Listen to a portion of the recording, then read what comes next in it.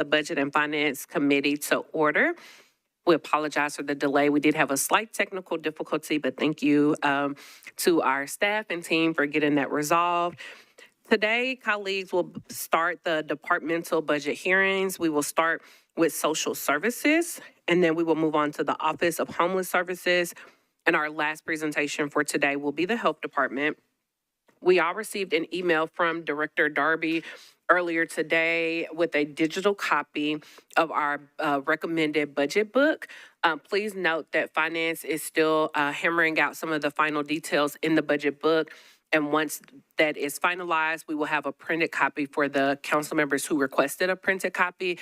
But in the interim, you all have a digital copy in your box. And for each day's hearings, you will have a packet with the relevant information. So if you look on your desk for our Budget and Finance Committee members, there is a packet of information for you, and that will have the relevant departmental pages from the budget book, the department questionnaire responses, as well as the department budget modification requests from the OMB budget modification summary spreadsheet.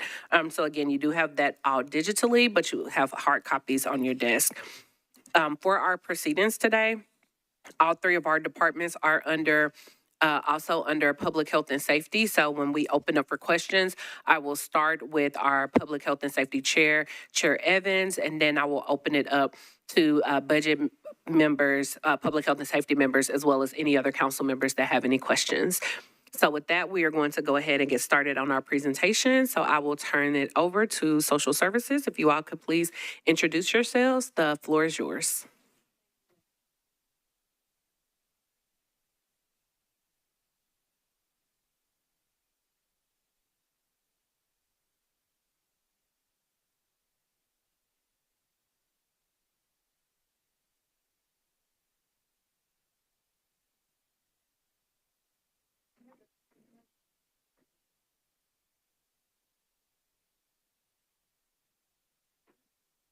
Testing. Okay, we're still having a few sound issues, friends, so we are trying to get that resolved as quickly as possible. Testing. Great. Okay, thank you. Testing. Great. Thank you. Thank you, Madam Chair. I'm Renee Pratt. I'm the Executive Director of Metro Social Services. I have with me today to my left, Andrew Sullivan, who is our Chief Financial Officer. And I have to my right, Yuri Hancock, who is our Director of Administration and Human Resources, in case we have any compensation questions today with the study that was done. So thank you so much for allowing us to present to you today. We do have a PowerPoint that we will go ahead and get started with.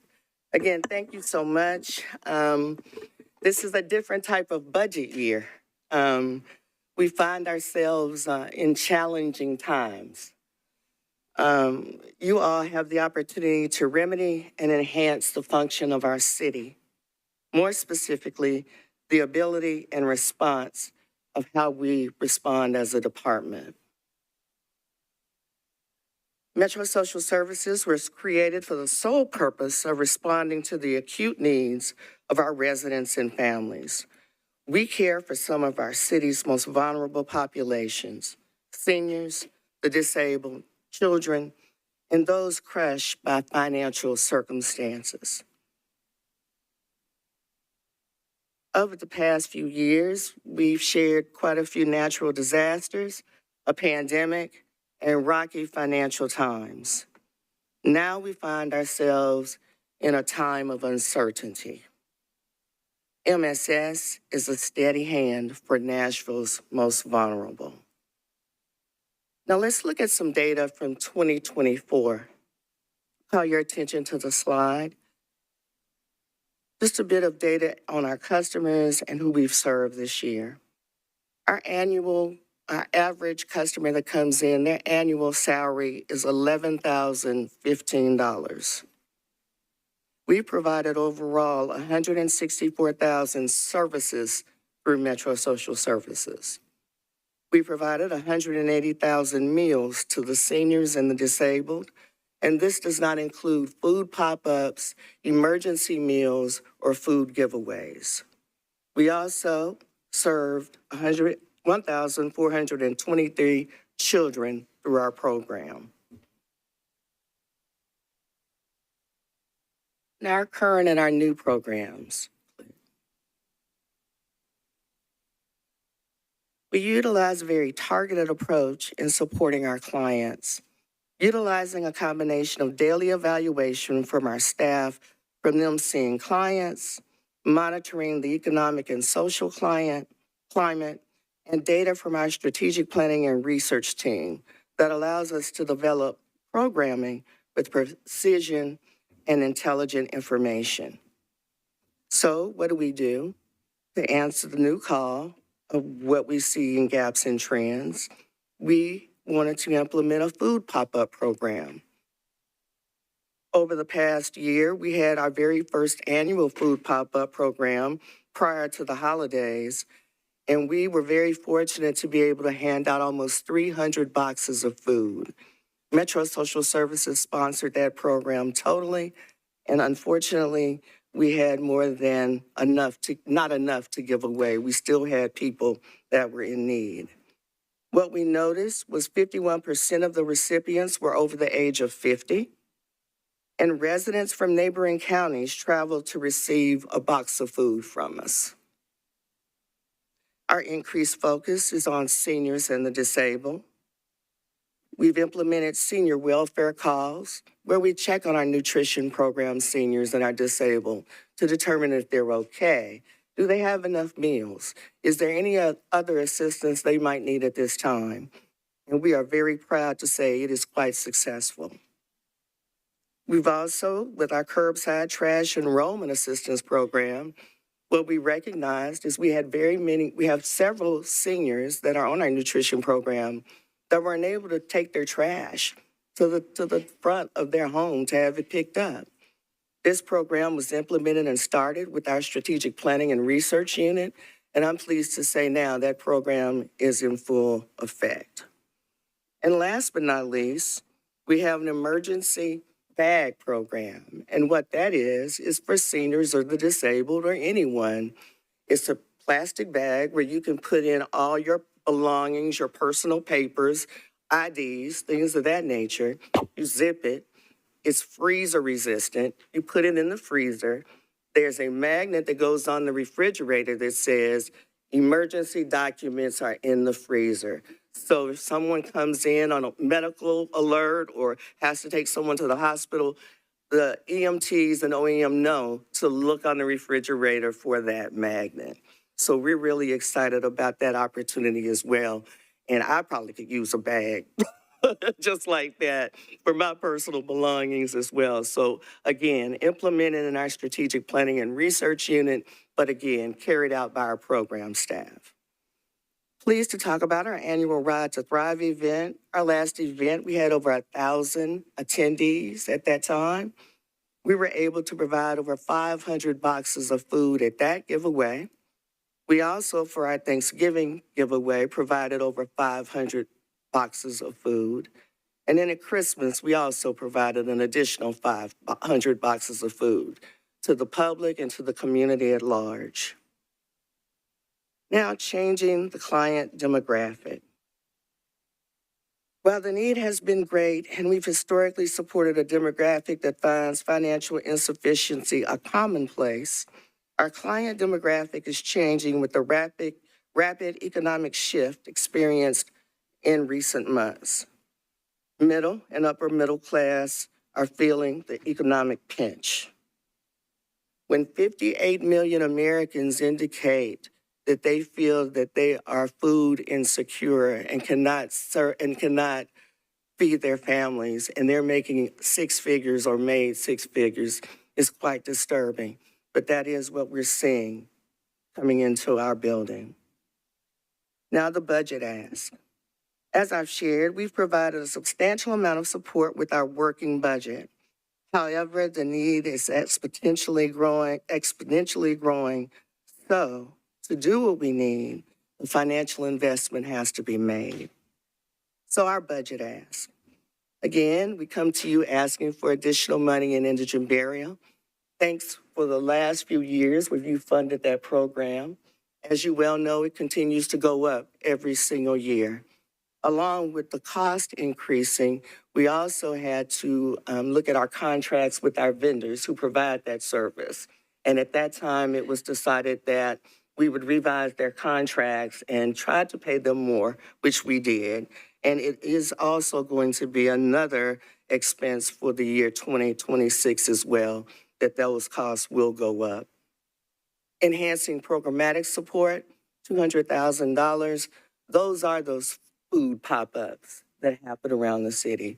Those are those support dollars that when we call people and they have a minor repair at their home, we can go out, purchase the things we need, and make those repairs.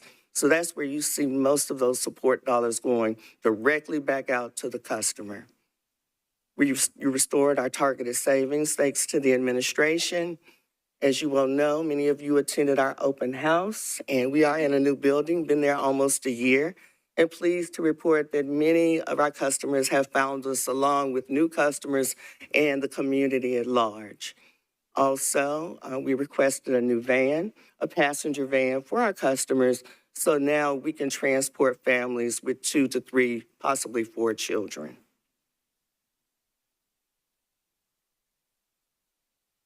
Let's talk a bit about burial. As I stated, the contract was renegotiated last fiscal year because burials went up by 50%. Contracts will also be renewed for the next fiscal year 26, and we expect increases for those services as well. So in closing, now that I've laid it out for you, who we are, who we serve, and how we serve, I want to leave you with this. As you all experience yourselves engaging your constituents, many of our people are hungry, they are scared, our seniors are left alone, and many unable to navigate the rapid fluctuation of the new requirements and those economic shifts. People are afraid. And where do they go when they are afraid and don't have the essentials to support their families? They come to Metro Social Services. I don't need to remind you, but it's worth repeating again. Times are uncertain, but there's one thing I'm certain of. We are committed to the mission of Metro Social Services to serve the most vulnerable citizens in our community. Again, thank you for your time. I just want to remind you all, this coming Wednesday, very excited, we have the release of our community needs evaluation. We sent you all a personal invitation, should be in your inbox. Please, many of you attend on a regular basis, and I see you all nodding. So really excited about this evaluation because we're talking about the high cost of low wages. If you'd see, we have a very robust panel discussion that day as well, and it will be hosted by Demetria Kaladimos. So we're really excited about that. So thank you. Thank you so very much, Director Pratt, for your presentation today, and also thank you for your work and your service to our city and some of our most vulnerable residents. Colleagues, as a reminder, in your digital budget book, this information can be found started on page 393. So in section G of the digital budget book on page 393 is where you can actually see this department's budget. So we'll start off with Chair Evans, and then the next person I see is Councilmember Druffel, and then Vice Chair Toombs, and then Councilmember Johnston. So Chair Evans, you are recognized. Try again.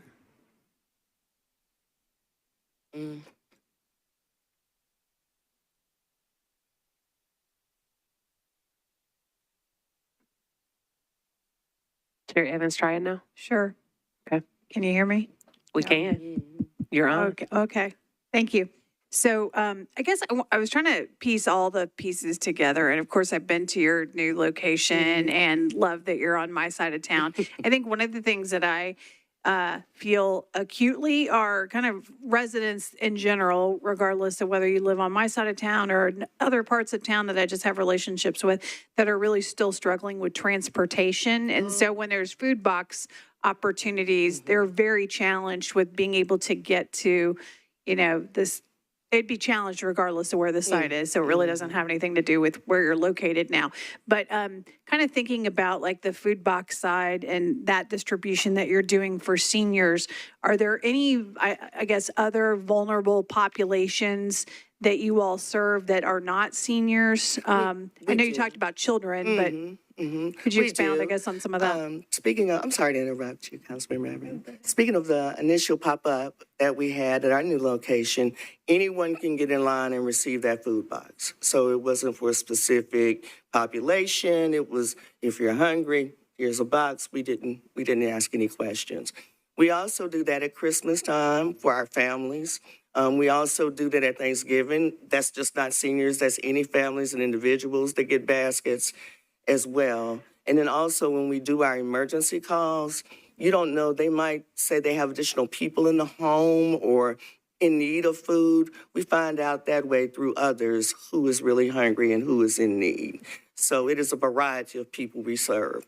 Anyone that comes into our building, it's unfortunate, but before we can see them or they fill out paperwork, we ask them, have you eaten this morning? Let us get you some breakfast. Let us get you something warm. Let us get the kids something to eat. So we do that, and then we can take care of the business at hand. So thank you for that. But again, we hope with some of that support dollars that we could do more food pop-ups in communities and move it around. Thank you. That's very helpful to hear that that's a goal that you have. And then the only other question that I have right now is I'm trying to remember from whenever Councilmember Huffman came to your site, and it was for one of the food distribution opportunities. And I can't remember who you all acquire your boxes from. If it was it Second Harvest or is it through another provider? No, it wasn't through a provider at all. We purchased the food. Okay, so you bought the food and you made the boxes yourself? Yes. Okay, and so I guess I'm kind of trying to connect the dots of like with Second Harvest, with them losing federal money, is there any opportunity for more alignment, I guess, between what Second Harvest does with growing, purveying food from farmers and all that stuff, and then the work that you're already doing? Yes, ironically, before some of this started as it related to the USDA cuts and things like that, I was very pleased to report to my Board of Commissioners that Second Harvest and Metro Social Services was about to embark on several endeavors at that time. And we plan to continue to embark on them until they say we can't do it. So I'm excited about that. You'll see many opportunities for seniors, people in the community that are hungry, pet owners as well, who, feed their pets, but they don't eat. So we're looking at other options and other possibilities to work with Second Harvest and really help the community.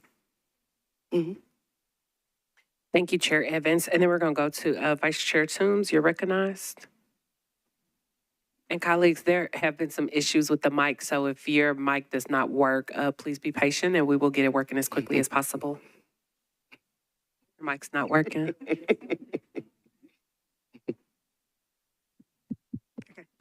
Thank you. Thank you, Chair. So I have a few questions, Yes, ma'am.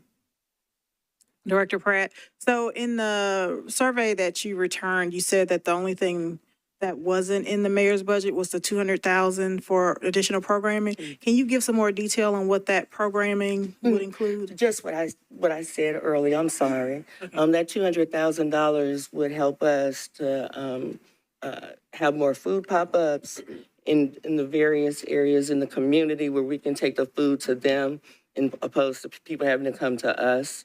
Also, any other support services that come under home and community-based services, when we might call a customer, for example, his fence fell down during a storm and couldn't get anybody out there, did not have the money. One of our employees went out, rebuilt part of his fence. We were able to buy those supplies.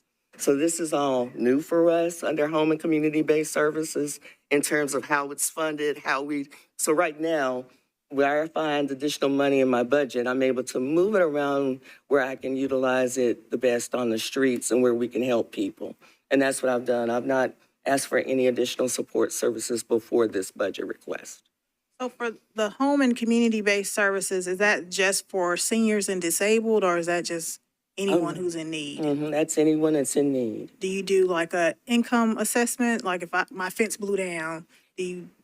At this point, we don't do income assessments because right now we're doing our welfare checks on our customers that we know and the ones that are on our program.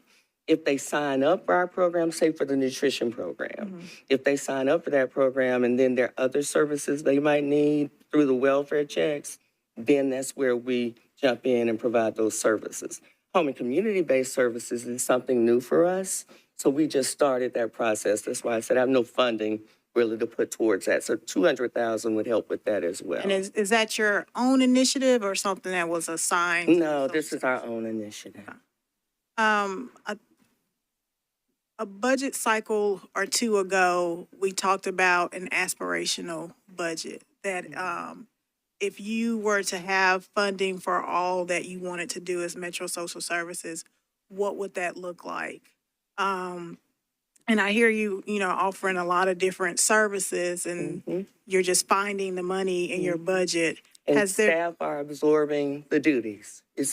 They are not receiving, promotions or any additional funding or money for this. We are absorbing it in our program and with our program staff. So have you thought of or have you had any discussions with your commissioners or with your leadership team, what that looks like so that we can, as council members, can have an accurate understanding of what all is needed for social services? Because we hear it in the community too. Like, oh, only, $10 million is going to social services. Well, from my perspective, that's all you asked for. So that's all I know that you need. Exactly. But if there are other services that you could be providing or that you are providing and you need more funding, it would be helpful to have an understanding of what those numbers look like. Should your budget be $20 million? I'm just throwing a number out there. I appreciate that. Any new program that we start or any new pilot that we start, we look at the data first. And if we look at the data, we look at the gaps, we look at the trends, and then we determine where we can step in and where we can help. I definitely have an idea of where that funding can go and how much I need and what I could do with it. But at this time, I don't want to duplicate services. So, but I am aware of what's needed in the community and willing to have that conversation when needed. When you say duplicate services, you mean services that other agencies? Departments, are providing. And that's a question too, and you don't have to answer it today, but if you could provide it. What is the difference between social services and MAC? The difference between Metro Social Services and MAC, I think the primary difference is they're primarily federally funded. Over 90% of their budget is federal dollars, where over 90% of my budget is local funding. But are you offering the same services? Yes, if they go to Metro Action Commission and they apply for assistance and they receive it, they cannot come to Metro Social Services. Okay. If they go to Metro Action Commission and they're turned down, then they can come to us and we can see if we can help them or not. When we say duplication of services, it's they have financial assistance as well as we have just a small amount of financial assistance. So we provide case management assistance where we're looking for several options to provide for the customer to get what they need, whereas Metro Action has funding categories and federal dollars that they can cut the check and give them what they need. And then my last question, because in your slide presentation, there's a data point of the number of people that social services has housed. Mm-hmm. We also have our Office of Homeless Services. So what's the difference? What's the difference in that? I am governed by charter to provide assistance to any Davidson County resident. So if they come into my department and they say we need housing or we are homeless, then we work on a case plan and work on goals, short-term and long-term, to hopefully get them housed and for them to be able to sustain. So there is no income guideline.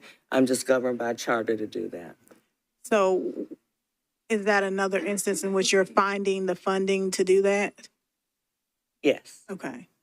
And is there any coordination? I know the Office of Homeless Services is new, But is there any coordination when someone comes and says, hey, I need housing? Do you coordinate with the Office of Homeless Services? Do you do anything with them? It depends on what the need is. Okay. The Office of Homeless Services is more of a planning and coordinating entity. Okay. So they really don't provide services Okay. in that manner. So no, we at that time would provide case management assistance for that customer. Okay. That's all I have right now, Chair. Thank you, Vice Chair Toombs. Next, we have Councilmember Druffel. You're recognized. Can you hear me? Yep. Oh, thanks, Chair. Thanks, Director. Question, how do you work with nonprofits to network some of the needs? For example, I know some Family and Ladies of Charity, they provide 150 bags of food. Do you work with those networks? And I'm sure there's zillions around the city. It just depends on what the need is and where the need is in the community. We try to partner and work with others to leverage our resources. That's a lot of what we do in terms of case management. Many people now are needing insurmountable amounts of money, like $2,000 to $3,000 when they're coming in. So I don't have that in my budget. So that's when we have to look to the community to partner with them and help us to leverage resources to address those customers' needs. How many partners do you have and how effective, how many that go out and where you partner with them? And let's say you don't have the resources to supply one, are there partners then that for utility support here, for food support here? Because you can magnify your needs and resources that way. And you're correct. That's exactly what we do. We partner with those agencies and those organizations to try to make that person whole. But we stay with them from the beginning to the end to ensure that they have what they need. And if they need to come back to us at that point, they can at that point because they were a customer of social services. Okay, thank you very much. Thank you, Councilmember Druffel. Next, we have Councilmember Johnston. You're recognized. Thank you. The lease, it was asked to, OMB asked you to submit it as a budget modification. Where was that lease held before? Was that at General Services? Yeah, through General Services, through I think it was in Finance, putting it under the public property. Yeah, admin for public property. Okay, Could you say that could you say that on the mic and just introduce yourself, please? The admin table mic.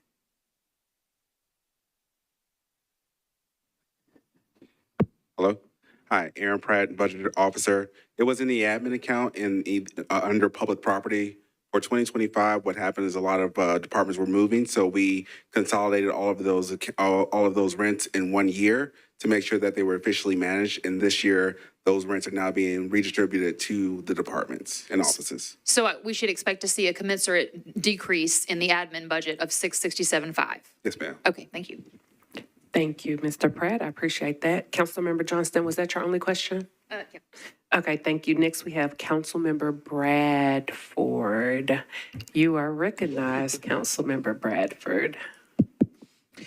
Thank you, Chair. Couple of questions, looking at these at a glance. Could you explain the transfer line? It looks like it's 95,100. Where's that money coming from? Can you explain that transfer? Most of our transfer that comes back, or all of our transfer that comes back into the general fund budget is through our grant, our nutrition grant. We bill dollars. What we get reimbursed for is more than what the meals we provided per each meal from the grantor from us. So that overage is what comes back into Metro. Okay. One of the programs y'all mentioned was about the indigent burial costs. For those watching, could you explain, does indigent burial mean that there are people who don't have families, or families who cannot afford to bury their loved ones? It's both, along with anybody's that are left at the medical examiner's office that are unclaimed. We bury them as well. The indigent burial program is written in the charter for Metro Social Services to provide burial services for people that have not made adequate arrangements for their death. So many times you find that People don't have families, they don't have friends.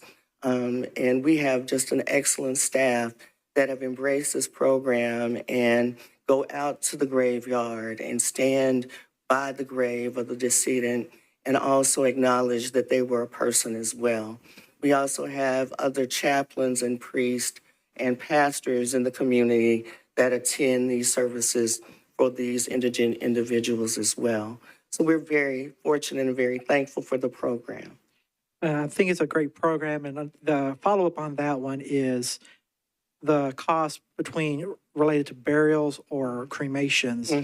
How much of a cost difference is that? And is there any attempt by Metro to try and, kind of point individuals to cremation? Councilman Bradford, that has been an ongoing discussion for years now. Being that we're in the Bible Belt, it's hard to really sell cremation to everyone. So when we examined that, like I said, a few years ago, we didn't think that would go over very well. But now we're in the process of revisiting that program. We're eventually going to run out of land at the cemetery. And for us to build a cemetery or have a graveyard, we have to have at least 10 acres of land here in the city. And as you well know, it doesn't exist. And if it does, it's quite expensive. So, but we are looking at maybe now that possibility coming back around of cremation. I know from family experience, when we were looking at burying my grandparents, the cost difference between burial and cremation was in the tens of thousands. It So, is. Yes. I appreciate that y'all are going to be relooking that. And again, another point you made is this takes land that we don't have. And I think we're starting to see more in our society and culture a change to cremation for the simple understanding that cemeteries take up land that we need for housing and other things. I thank you so far. I got one more question, and it's just more of a general interest question about the budget. So about 109,200 in savings are being put back into this budget that y'all cut from this last budget. I'm just wondering, what would be the impact going forward if that money was not put back in your budget, if those savings were kept permanent? Yeah, we took all those savings from our salary dollars, so we would just have unfilled positions. Okay, thank you. Thank you, Councilmember Bradford. Next, we have Councilmember Huffman, Councilmember Benedict, and Councilmember Cortez. I would like to gently remind everyone that it is 4:45 and we do have 2 more hearings today. So thank you all for such engaging questions. Councilmember Huffman, you're recognized. Thank you, Chair, and I'll be brief with my questions. Just a couple questions for you, Director Pratt. Number one, in regards to the new cases that you've seen this year, have y'all seen any interesting trends demographically? Definitely. Most recently, we can speak to that based on, as I stated earlier in my presentation, these uncertain times. It brings to mind, I think, a call that I heard about maybe week before last, where we had a gentleman call in, professional, been laid off from his job, 6 figures, wife doesn't work, children in private school, and now he no longer has a job, and that means he no longer has insurance for his family. And also, how are we going to eat? Where do I start? What do I do? We are seeing a new type of client now, a client that is not familiar with coming in and asking for help. Where do I start? I need assistance, but I'm even afraid just to make the call. Who can help me? So that's the gap we want to fill. We look at gaps, we look at the trends, and I've been very fortunate to have some additional funding to redirect to those areas. But I can't say that right now. Based on what we're seeing daily, we're just trying to respond to the need that exists every day. The unfortunate thing is when you hear long-term partners like Catholic Charities and Salvation Army, because I've been here over 30 years, not able to help people and don't know if they will be able to help people, plus laying off staff. It's a lot. And again, we're living in uncertain times. Yes, we sure are. A couple follow-up questions regarding something else. In regards to the graveyard, how many total plots are left on the current lot? I don't know exactly how many are left. I can find that out and get it out to all of the council members. And any additional information we can provide you on our program, we'll get that out to you, and any data and statistics that we have as well. And just one quick follow-up to that. How many in the past year, there was a total 183, I think, total people that had passed that y'all took possession of. How many were homeless? It's hard to say. Generally, the majority of them are homeless, but we can go back and provide that data as well. Thank you. Thank you, Councilmember Huffman. Councilmember Cortez, you are recognized. Thank you, Chair. And thank you all for the work that you do. And I'm going to be asking this question to all the departments just because we're in a year where the mayor's proposing a tax increase. Would you be able to continue to operate under this year's budget? If not, how severe would the reduction in services be, and where do you think those reductions would come? I'm not necessarily concerned about today. I'm really concerned about what's to come. We try to forecast, we try to look at the trends and the gaps, and then try to leverage services and resources around those gaps and trends. Unfortunately, I can't make that prediction today. So I could not honestly say what the impact will be. I think that when we were asked to make our budget proposals, this was before all the different things that are going on right now. So if we had to make a budget proposal or submit an additional proposal today, it might look different than what I submitted today. So it's just, to be totally transparent and honest, it's hard to say at this time what that would look like. Thank you very much. I want to, and just to follow up on that really briefly, Councilmember Cortez, in our budget book, you'll be able, and I'm sure the question is also for the purpose of the viewing audience, so that we can make sure that people that are listening are able to get that information, but also for the knowledge of the body. If you go to your digital budget book, it will show you what the budget was for the previous year as well as what the recommended budget was. So in this case, the previous year's budget was 8.9 million. The recommended budget is 10.1 million. So in essence, it is asking, in this case, if you had to make, $1.2 million in cuts, what those cuts would be. One of the questions on the questionnaire does ask if there is a reduction to services.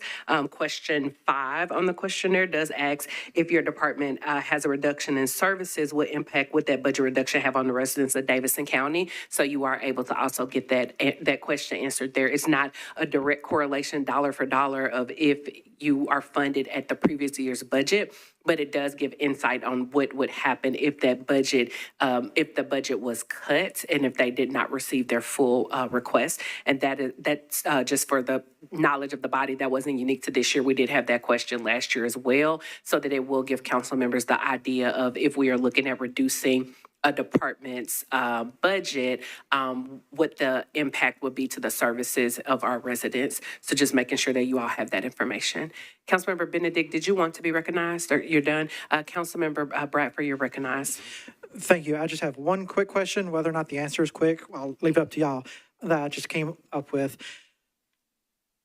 We've talked a lot, we've heard a lot about some of the impacts of federal funding cuts across Davidson County.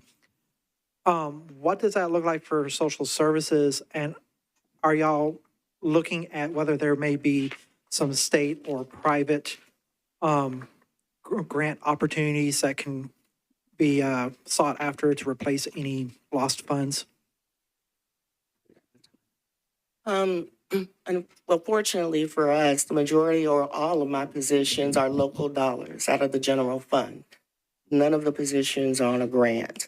We were very fortunate a couple of years ago, I guess, to kind of see what was coming down the pike. And we were very fortunate to move our nutrition employees that were on the grant to the general fund.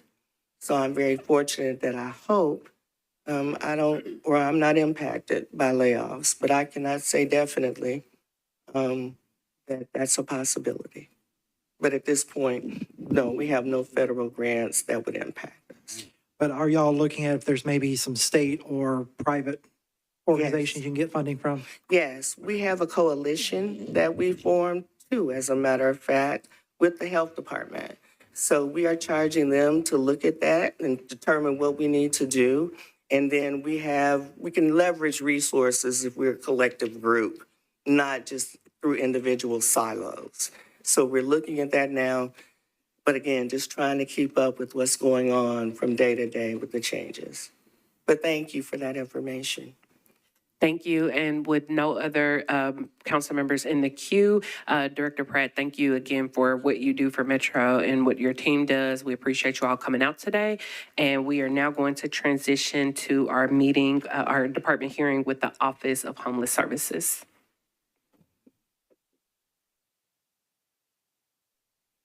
Pages 400 to 406.